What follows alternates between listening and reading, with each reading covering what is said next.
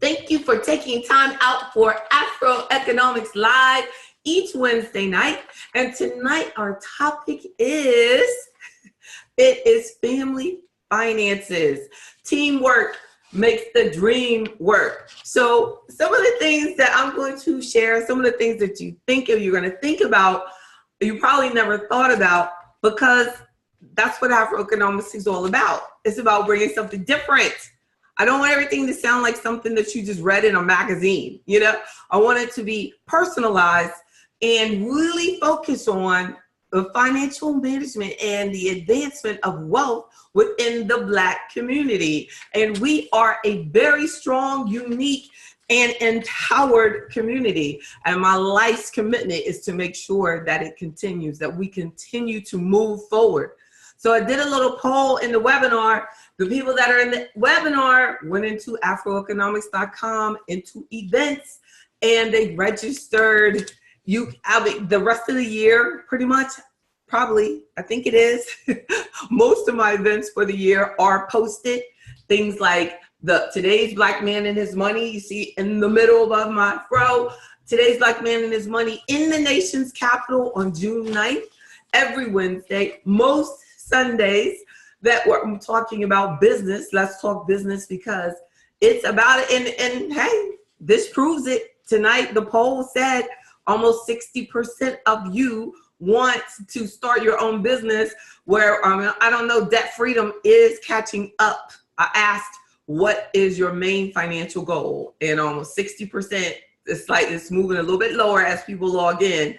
So 57% said starting a business, and the other major one is debt freedom at 43%. So I tell you, and look, and everybody that didn't choose debt freedom, they're members, I'm sure if they're members of AfroEconomics, it's because they're already debt free.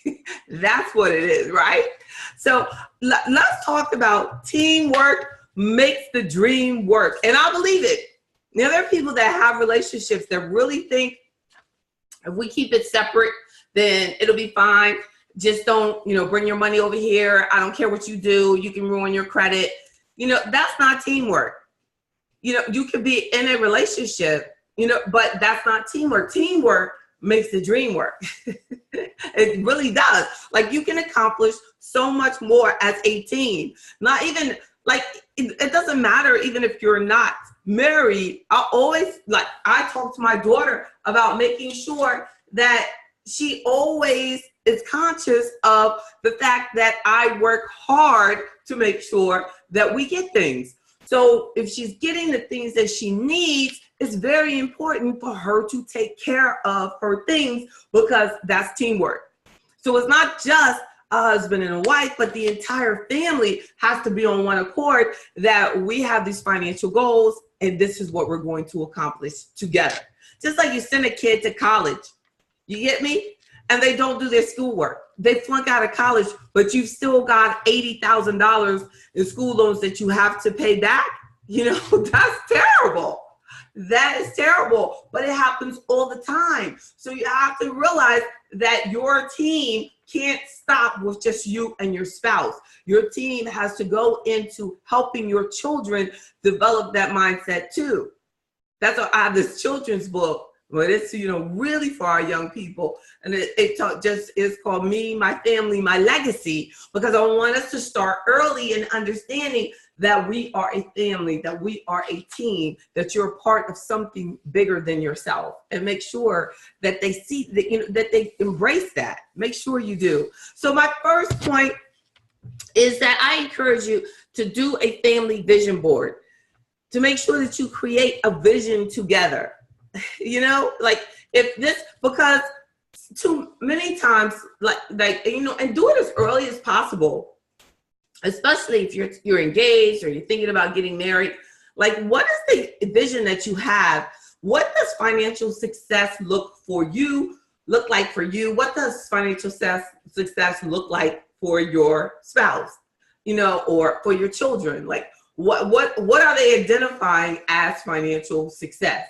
And put that board together. Give your kids a section of the board too. Like, let them, so that you can see, where is materialism falling into, and at what age, and how to avoid, connecting materialism to wealth. Because a lot of times, not even a lot of times, materialism really is no indication of wealth. Materialism just means that you maybe financed a lot of things, you bought a lot of things, but it might not mean that you have any positive net worth in there. Wealth is having assets that exceed your liabilities. So just because you have all these assets that you purchase, or durable goods or consumer items that you purchase, that doesn't mean it. So let's make sure that we look on the board, like what is your vision? Where do you want to see the family? Where do you want to see the family by the end of this year? Where do you want to see the family in 10 years? What do you want? Create that board, create that vision together. And I encourage you all to make comments, ask me questions.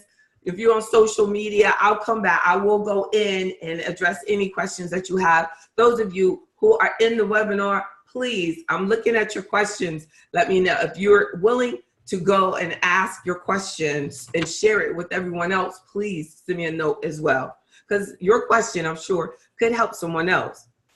Love. My second point is to love on each other by becoming financially secure, right?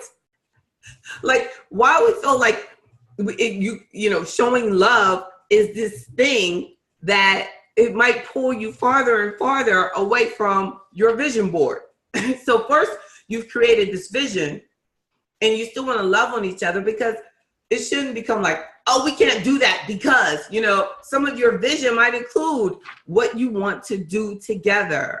It definitely should. What traveling you want to do, so when you love on each other, make sure that you equal, I'm making this sacrifice, or I'm working this overtime because I want us to have more. I want to take care of things in the household, or I'm, doing this additional, and I'm getting this additional certification or information because it's going to help us, this way. And I'm going to make sure that it doesn't pull us farther away from our goals and our what we have visualized for our family. So we have to, make sure that we love on each other by becoming financially secure. A third point is to avoid all negative statements. So, someone in the family constantly says money doesn't grow on trees. I mean, that's just like, okay, we all know that. And they keep saying that all the time. Every time, anybody wants anything, or you want to go somewhere, whatever, or that money is the root of all evil, things like that. That's not what the word says. So we need to just scratch that. You know what I mean? The money is not the root of all evil. That's so no, it makes reference to the love of money. It basically worshiping money, making money as the only thing that you care about can create an evil, and evil activities and evil, because you'll step on people because all you're thinking about is what you can do to get to the money. So, these type of things, those statements of that have, become like commonplace, unfortunately, in our households, has to go. Or not trusting or not liking people just because they have money. All of the negativity has to go.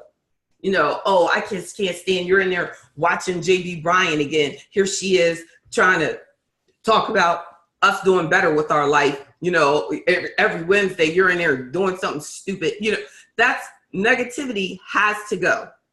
Your teamwork makes the dream work. They should sit down and watch it with you. That you have to do these things together. A fifth point is to never go into debt. Go into debt without your loved one knowing. Never go and co-sign. Just never go into debt without your loved one knowing. Everyone that should know, everyone that it could possibly impact, they deserve to know that you just went into debt. You just got another credit card. And God forbid that you go and get debt with their name on it and they don't know.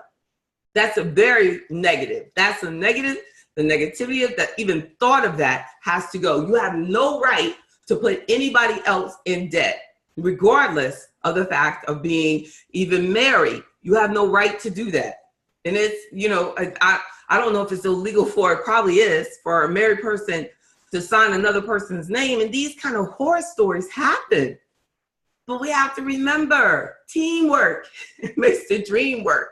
You gotta want the best for your family. And you can do this. You can do this. But you have to realize that it's the bottom line of all of these things that I'm saying. Have a vision board, love on each other by being financially secure, avoid negative things, you know, or negative statements, and then never go into debt without the other person knowing. I mean, these are all things that really are about respect, having respect and love for one another. A point that I missed is to be healthy together.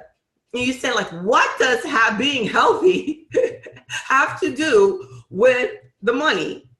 Well, teamwork makes the dream work. Our family financial strategies are that if you get healthy and stay healthy together, you will not have the health problems, hopefully. At least you'll know you did everything you could to avoid it.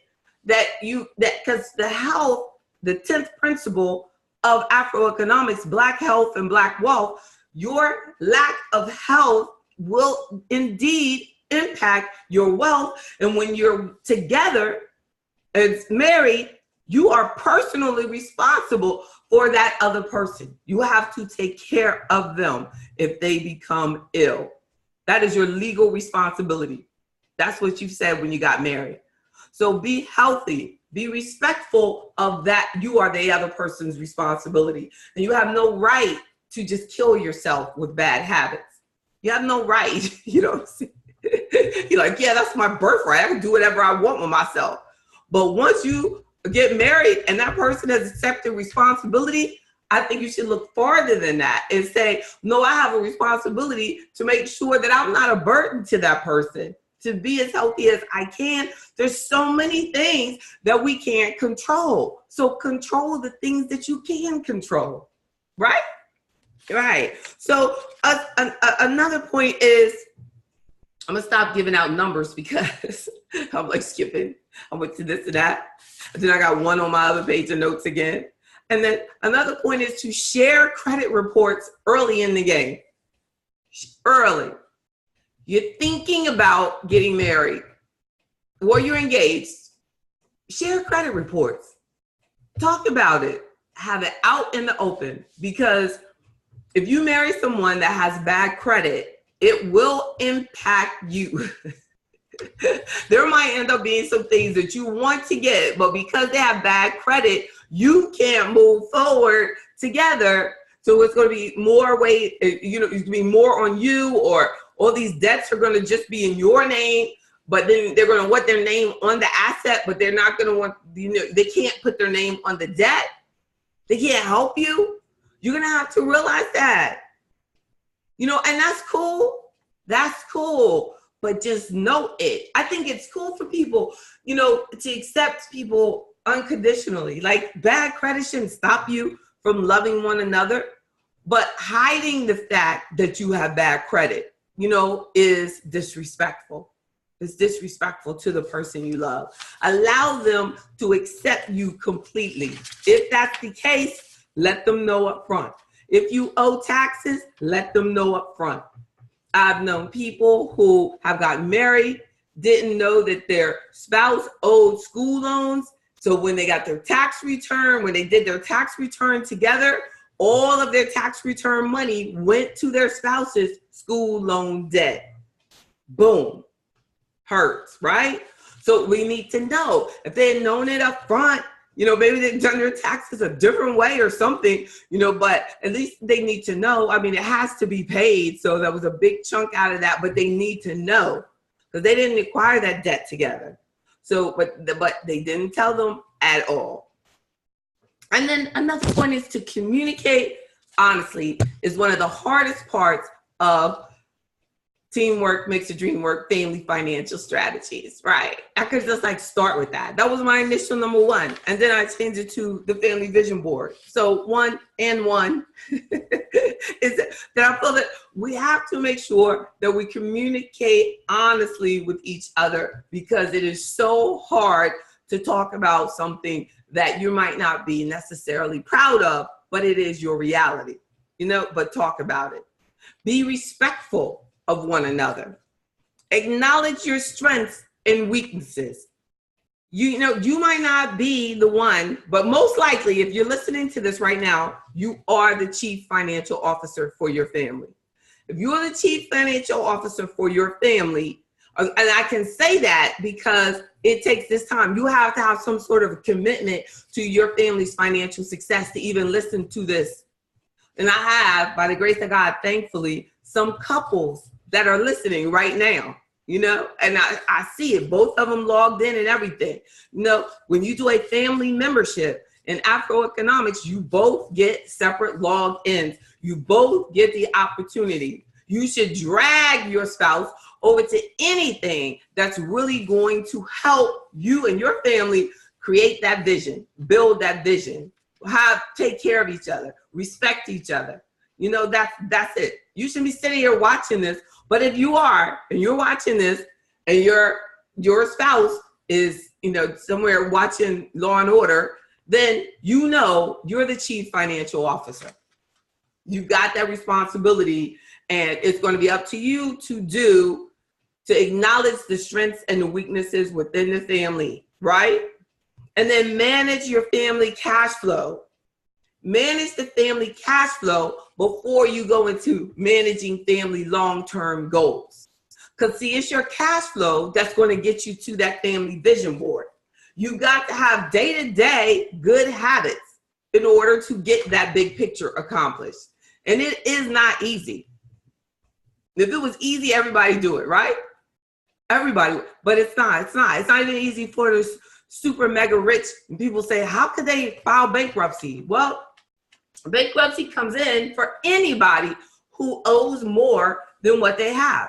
Their liabilities are exceeding their assets. They're bankrupt. They can't sell everything they have and pay off all that debt. They're upside down. It could be 20 million or it could be $2. If you don't have the assets, you're bankrupt. They don't exceed. You don't have a positive net worth. And that's a challenge, because we've unfortunately become connected with, because you have great big TVs and cars and houses, that you think that means that. But no, your family vision, has to go like zero debt. Like the family vision board might have a zero balance on the credit card statements. You put the credit card statements up there and a big zero through that 15,000. 0, 0, 0, 0, right? Get it done. And then, so what about establishing that long-term plan once you're managing that cash flow? You, as the CFO for your family, you're managing that long-term plan. And you're showing the family how we do this, it leads to this long-term goal. Another point, don't try to boss everything. You're the CFO, but don't try to boss everything. Delegate it. Bring the others in. Because remember, you're the one that knows everyone's strengths and weaknesses. Don't set anyone up for failure, because that's disrespectful. But delegate when necessary to make sure that everything gets done for your family's finances. Schedule financial meetings for your family. Schedule those board meetings. You're the CFO. Make sure you all sit down and that your kids share in some of it. That would be good too, especially as you approach college time and your kids need to understand how much that costs. You need to understand their responsibility in that they need to be doing their homework, because if they don't, then this leads to this.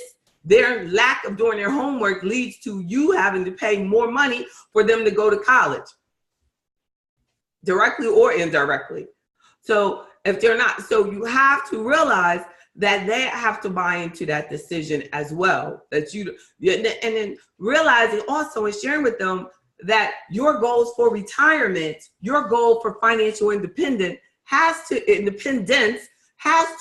exceed and come before the college.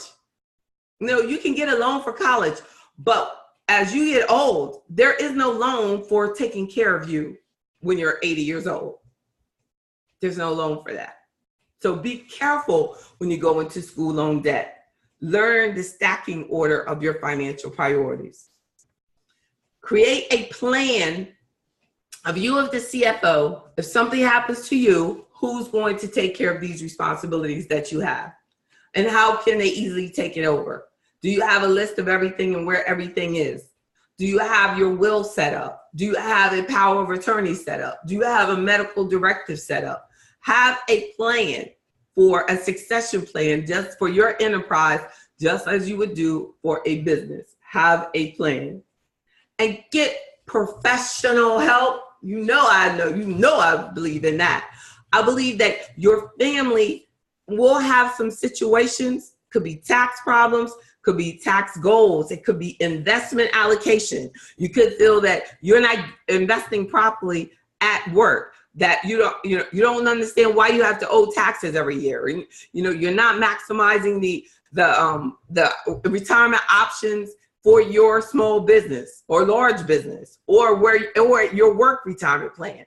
So these are the things where a good professional, and especially consider the membership for AfroEconomics, for the family membership, so that we can break it down from the family financial plan, from budgeting all the way to retirement, and all the way up to what date, what year, how much Social Security should estimate it should help, and everything.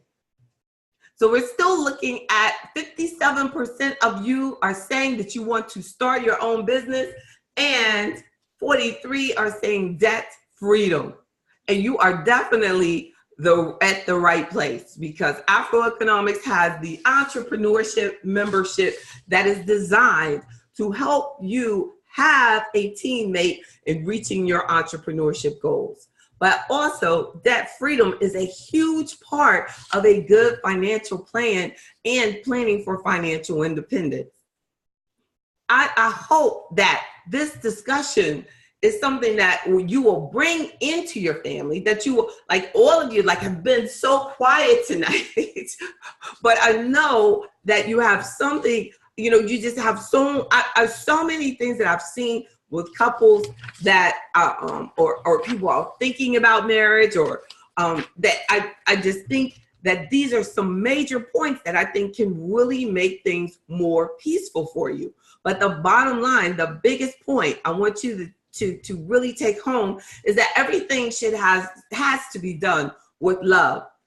Too often when you hear couples discuss money, they kind of are condescending to one who may not be as in tune in one area financially, and then it's not fair, because that person, nobody is good at everything. So every company has a chief financial officer, but that's only one person. There's a whole bunch of things that are needed in order to make that work. So you might have the most outstanding spouse who can take $100 to the store and come out with 2 carloads of stuff, And that is beautiful. And you need to make sure that you constantly tell them how great that is. But that same person may not be participating completely into their plan at work, or may not be thinking about what I want to do, or how much I want to save, or why an emergency fund is important, or even though they save money on every purchase that they make, that they do not need to buy everything just because it's on sale. And we don't need any more things. Let's redirect it over this way. But be very respectful in how we say that, because they definitely feel that they're doing the best thing. So create that vision of what's important for your family. Have those regular meetings. Once a month would be great. Once a quarter is okay. Anything past talking about your financial goals together, when you go past 90 days, that's really dangerous. So it should be somewhere between every 30 days and 90 days that you are really talking about things. Also remember that before you tie the knot, look at each other's credit report. Look at everybody's tax situation. Look at how things, what their financial habits are. You can look at their risk analysis. If you join, I have a membership called Before You Say I Do. So we can look at all of those things together, having me involved in it. So we're to kind of, take the pressure off each other, but it'll get your get your love off to a great start. It's amazing the high percentage of relationships that end over financial issues. It's saddening, but not in AfroEconomics. We're going to make sure that that doesn't happen. Thank you so much, y'all, for your time. You are a wonderful, quiet group of workshop participants. I expect you back next week, loud and proud. Next week is going to be different because I'm going to be AfroEconomics with Bryan is going to San Diego. So I'm going to be posting the calendar for California once I make my Southern Girl adjustment and figure out how I'm going to do it. But I definitely I'm excited about San Diego, and I'm excited about trying to figure out the time change because I have a lot of meetings in San Diego, and so it's like 5 o'clock. It's like whatever. Mr. Bozeman, you're gonna have to tell me. What's it like? What right now? It's like, in California, it's like 5:30, So, and that's in the middle of work time over there. So, I have to stay up later or do it earlier or whatever. But we have a question before y'all go. Thank you. Thank you, Kenny. He said, thank you and safe travels. Thank you. God bless you. Yep. Learning so much. Thank you for the truth. No, thank God for you, Ms. Williams. Indeed. Well, y'all are so positive. But I'll be talking to y'all next week, probably not on Mother's Day. I'm going to try to take a little break this Sunday. So enjoy. And I'll be on Virginia this morning on Monday, next Monday. And I will share that with you all. Hopefully if you're watching this, you're now on my contact list, and I will share the information on Monday. I'm sharing with CBS 6.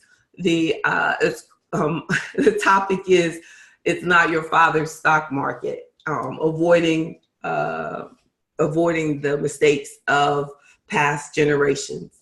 They did a lot of things wrong, but there's a lot of things that we have to do differently. You say, oh, grandma said, granddaddy said, well, there's some new ideas, some new stuff that we need to be doing now. So definitely, indeed. So definitely the AfroEconomics team said on the 14th. Yeah. Well, I don't know. We haven't decided that. She's talking about next week, but you'll be getting information on the calendar for next week. It'll possibly be on the 14th, which is Monday. You have a good one. Y'all be blessed. Look forward to talking with you. Don't forget about today's Black Man and His Money. Don't forget about New York in July, the Black Business Summit, and register. Have a great day. God bless y'all.